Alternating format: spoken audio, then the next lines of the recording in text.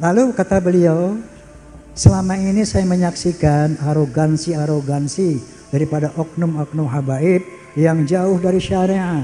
Jadi membuat doktrin-doktrin yang sesat menyesatkan. Sebelum lanjut, jangan lupa untuk subscribe channel ini. Terima kasih.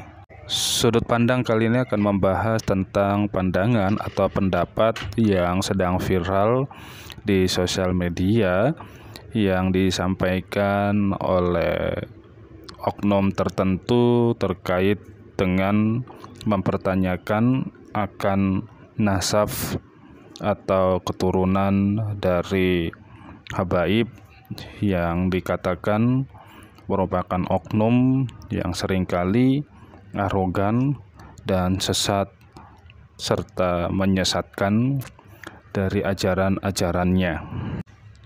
Hal ini menjadi pro dan kontra di tengah-tengah masyarakat dan juga menyatut nama penyanyi dangdut yaitu Haji Rhoma Irama, karena di dalam podcast miliknya Haji Rhoma Irama mengundang narasumber yang mempertanyakan tentang oknum habaib yang arogan dan memberikan ajaran yang menyesatkan. Berikut video klarifikasi dari penyanyi dangdut Indonesia yaitu Haji Rhoma Irama.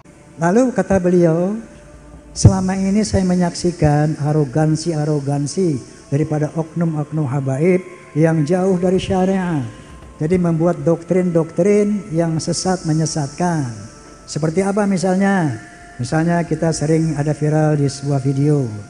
Ada seorang habib berkata begini misalnya. Itu ada tukang kacang namanya Maman. Itu si Maman ini nggak beres ibadahnya. Tapi beliau ketika seorang habib, nggak perlu saya sebut namanya, al-maghfurullah, udah meninggal dunia soalnya. Kalau minta kacang dikasih, dianterin. Satu saat si Maman ini meninggal. Maka dikasih tahu sama habib ini, Beb, Maman meninggal, baik nanti aku datang.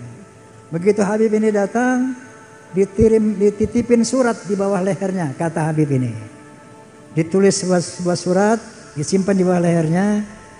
Man, nanti kalau munkar wa nakir tanya, lo jangan jawab.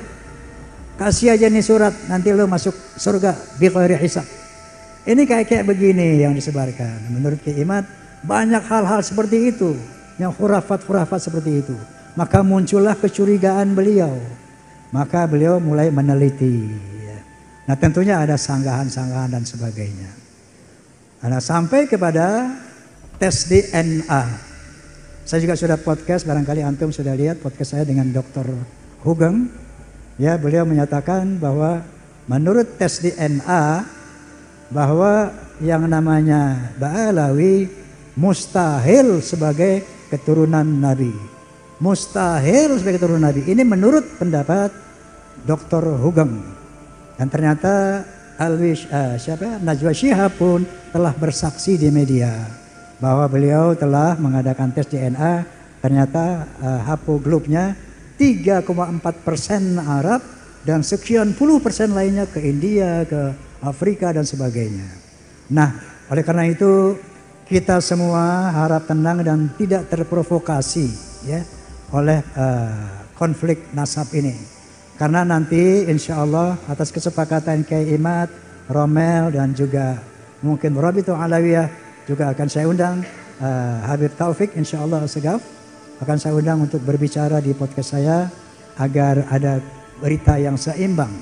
Nanti insya Allah kita akan sepakati untuk duduk bersama yang dimediasi oleh pihak yang netral, Civitas Akademika misalnya.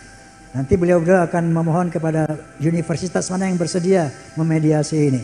Tentu dengan para ahli, profesor ahli dan sebagainya, ahli sejarah dan ahli genetika tentunya.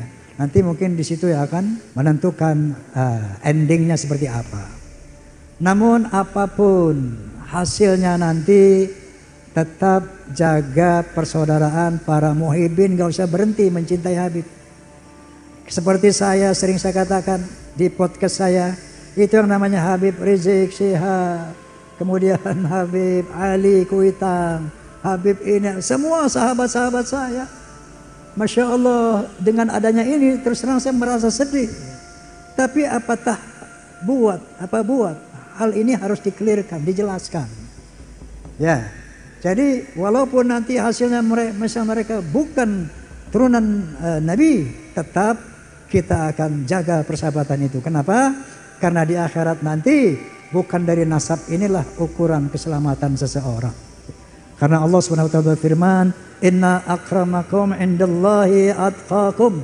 Sesungguhnya ketinggian derajatmu di sisi Allah takwamu, bukan nasabmu.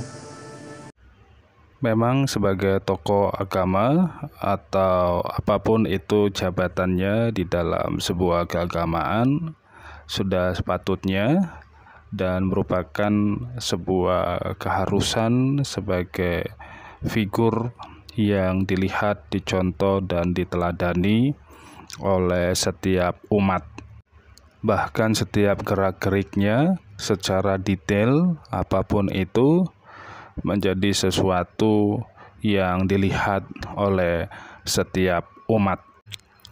Memang tidaklah mudah, tetapi menjadi sebuah keharusan bagi setiap rohaniawan ataupun sebagai tokoh agama tetap menjaga setiap lisan, setiap kehidupannya agar menjadi suri tauladan bagi setiap umat yang mendengar.